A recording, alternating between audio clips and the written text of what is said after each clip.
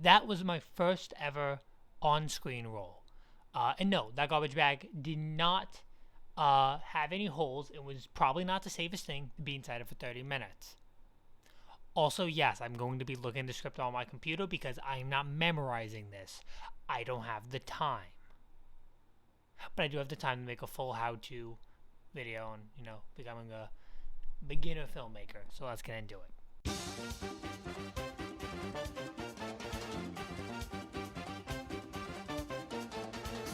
Hi, my name is Jake Briggs, and my defining character trait for the last 5 years has been film. I've made several short films, long short films, and an ad about real estate run by Kim Jong-un, but we don't talk about that. And after feeling pretty bored with doing my schoolwork and being responsible, I decided to make a guide on how to make your first film. Filmmaking has become something very readily available to people, at least a lot more than it was at the beginning of its inception. I mean, back in the day, if you wanted to make a film, you had to snuggle up with one of the big studios. But now, if you got an idea, you can probably do it yourself. It's a great thing, but also it can be pretty daunting.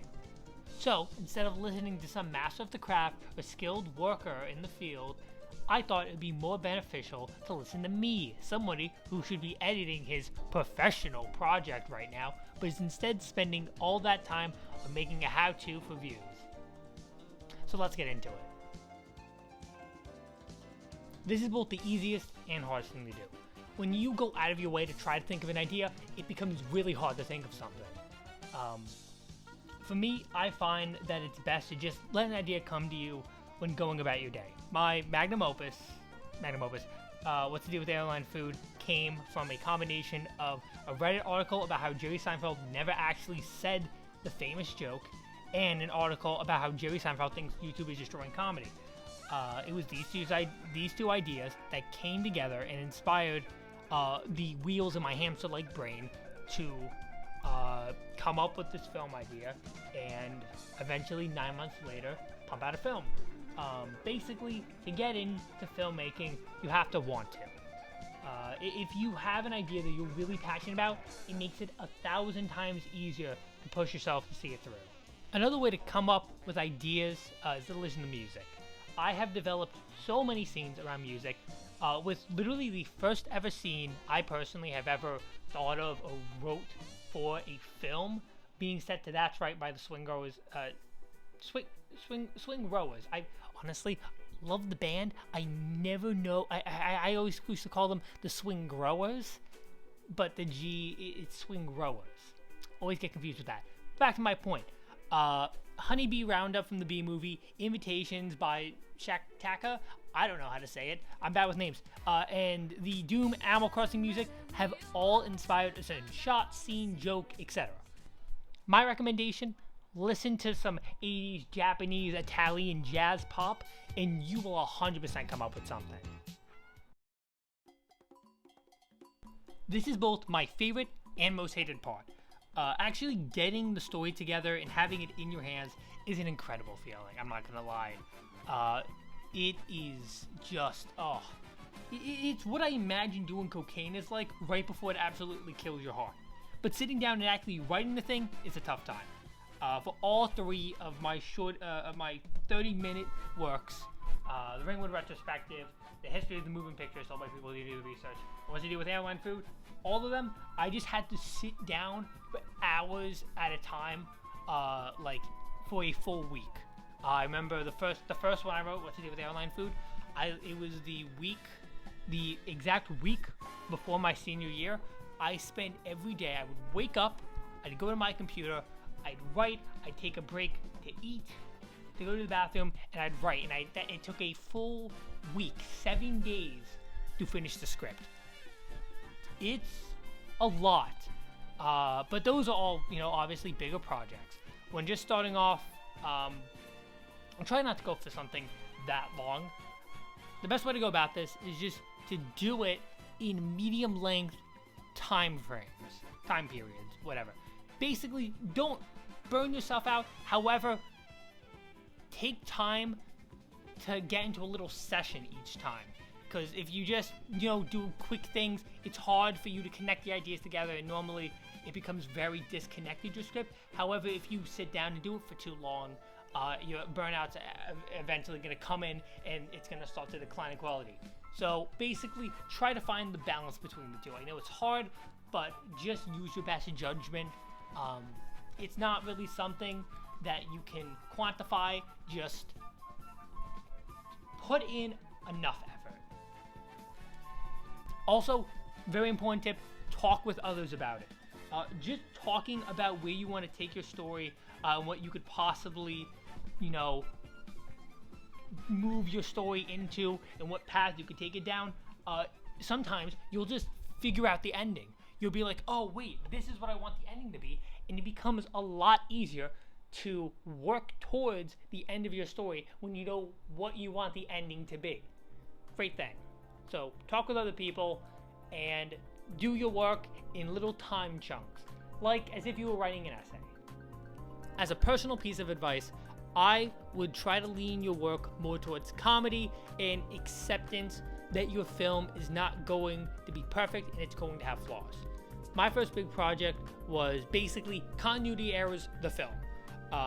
If you're able to laugh at yourself and get meta with your film, it makes it a whole lot easier for your audience to have more fun with it and not to take it too seriously. If both you and the audience agree that this film is not supposed to be serious and that it's going to have flaws, they're going to be okay with that.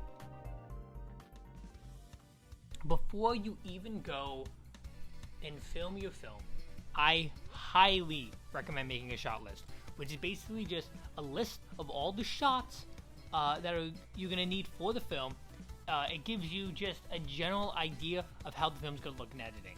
You don't need to be a master of drawing. I sure as hell am not. But just having this list helps so much with scheduling and planning. It is almost a necessity if you want this to run somewhat smoothly. Now for the equipment. This is where things can get very expensive, but I have some workarounds to keep the costs down. If you have the newest iPhone or anything better than the 8, the last good iPhone, since it has the home button, I'm still upset they got rid of that. I want to upgrade, but also I love the home button too much. But back to my point. If you have one of the newest phones, the camera quality is going to be pretty good, and for your first ever film, it's going to look very high quality. I've never personally made a film on an iPhone, but if all the ads about, filmed on the iPhone fucking 20 bajillion, if those are true, then you're going to have a pretty nice looking film. Now for audio. This is where things can get a bit messy, but the most important thing to remember is to think about what sounds are being picked up when you record. A windy day could literally destroy your entire filming process. I would know. Look, we are thousands of miles away from any place of civilization, okay? There's not another human being that we will see for a very long time. So my tip for your first film, try recording inside, as well as somewhere where you can play around with the environment. It can be your house, a meeting room, a school auditorium, anywhere where you don't have to worry about background noise / the sounds of nature polluting your audio. For an actual mic, you can find pretty cheap ones. I found this one at Five Below for $3. I don't know how it sounds. I'll give you an example of how it sounds right now. Okay, bad example because I do need an adapter for that mic. For this camera. On your phone, however, you only just have to plug it into the headphone jack, which they removed. However, you can buy off-brand adapters like this one, also from Five Below, for pretty cheap. It also helps with charging, so you can charge and do it. You can fight against Apple. But basically, if you need a mic, you can find them for pretty cheap. And they are extremely useful. Or another great way of doing this that might be a pain in the ass when editing, but you can have the actors record themselves on their phones. You can have them open a voice memo, and you can all sync it at once, or you can just have, who's ever talking in that shot have a voice memo recording. It can become a lot if you're doing a lot of takes. However, it is one way of getting better audio than just recording with your phone or with your camera by itself. But you can also just use the audio from your thing. You can just use the audio from your camera sometimes. That's okay. Literally, for every other project I've ever done, basically, I've done that with this camera right in front of me because I did not set up this microphone properly. So I was doing that with every single thing I did. Yeah, so a lot of voiceovers, but still. If you need audio, sometimes you can rely on the camera. Just background noise. That's the main thing. It can sometimes hurt your film. So watch out for it. Finally, you should get a tripod or learn how to keep really steady hands. If you have a real camera to film with, use a tripod. That's what I'm doing now. It helps so much. It keeps a shot looking stable, and I do not have very calm hands. Maybe it's because I have a caffeine addiction. It's probably because I have a caffeine addiction. But having a tripod helps so much with making your film feel a little bit more stable and focused. Also, when filming shots, there's some basic rules you should follow. I have a list right here. So continuity, basically everything should match like the preceding shot. So if I'm wearing this outfit in one shot and it cuts away to someone else and it comes back to me, I should be wearing the same clothes. If I one shot go to grab something with my right hand, I should be grabbing it with my right hand in the preceding shot. I shouldn't be grabbing with my left because those things can get drawing and it can take your it can take your audience out of a film. You're going to have continuity errors, I guarantee it, unless you are the next coming of filmmaking Christ, you know, the cool one. But it's okay, just try your best. Next, framing. This is basically what you frame in a shot. How it's basically like, hey, what's in the shot? Sometimes you want to have people's faces in a shot, sometimes you don't. That's just a thing you gotta determine when you're filming. Shot duration. It's always good to hold on a shot for a bit if you want to like have this like really impactful moment where everything's like silent, like there's no dialogue after a really impactful line. Hold on a shot. Or if it's something like climactic, hold on it. It's great. Moving on. Go across the 180 eye line. Basically, this is a rule I break a ton. Honestly, I don't really see why it matters too much. But basically, let's say I'm talking with someone who's over there and the camera's filming him like that, or I meant to say or her, but I said it really fast and I almost just got canceled on twitter.com. So if the camera's filming that person that way, the camera should stay on this side when it's filming me, and the camera should be filming me like this. It shouldn't cross our eye lines because that can be jarring, says the big cinema people. And finally, second to finally, shoot with the light source in front of the subject. I'm not really doing that now, but normally I have a light over there that I put on top of the camera, and it will shine directly onto me because you want the light to be in front of your target so the whole face is lit up. As you can see now, there's probably a little bit of shadow on my face because I only have that light in here lighting up. So have the light be in front of your target, because if it's behind, it's going to make them very like dark with shadows, and that includes the sun. And finally, give 3 seconds before starting a shot and 3 seconds after to make it a lot easier editing. Basically, if I was doing a shot, let's say I was recording a shot at this exact angle and I was basically saying the line, hey, I like hamburger. Basically, how it would go is behind the camera, I would go, okay, 3, 2, do a silent 1. Let the actor go when they're ready. I like hamburger. Cut. I know, it's weird holding for that. It feels dumb every time you do it, but it makes it so much easier when editing, because let's say you want to hold on a shot, or you accidentally speak too early. Sometimes you just gotta hold. And now, for actors and crew, this is something super personal to me. Friends are key. The amount of people I've had do the dumbest shit for free on their own time is absurd. But people really like to be part of creative things. Getting to act, especially in a comedy, is a super fun experience when you get to talk with your actors in a friend-like way. It's a lot easier to say, hey, Gavin, go sword fight against Max without your glasses and basically be blind when they trust you for some reason. Having friends help with crew tasks is also super helpful, as sometimes you need someone to do something off screen like turn on a light switch or make a sound effect.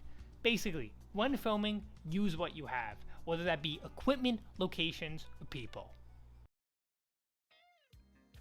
Literally, just use any free editing software you can. I would say DaVinci Resolve or iMovie for the computer, not on the phone, or use a software provided by school or college through either the video department or the school itself.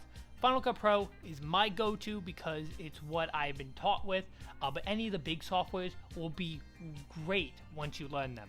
This is something that's really hard to talk about over video, about like how you edit, like how do you edit good. It's a very hard thing to talk about over video. So how about instead, I'll show off some of my favorite edit slash shots over the years, since I'm also a raging narcissist.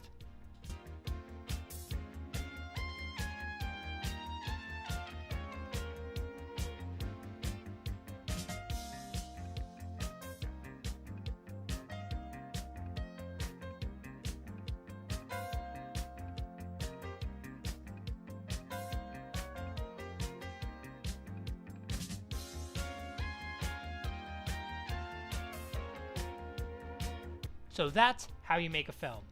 I will admit that all this sounds like a lot of work, but the great thing about this is that you don't just have to do it all alone, and you don't have to treat it like a job. I will admit, I have treated a lot of my projects as jobs, but I can still find time to just make a fun, informative video like this. So enjoy the process. Don't take it too seriously. Try your best and know that it will probably have a lot of flaws. It's okay to take a break from your work and to pick it up again when you're ready. Or at least I hope it is, because I've literally taken like a month-long break from tactics, callbacks, and cameos, and I really need an excuse to just not work on it aside from college. Also, try transitioning into your credits with music, and also cue the credits to the music. It's really cool.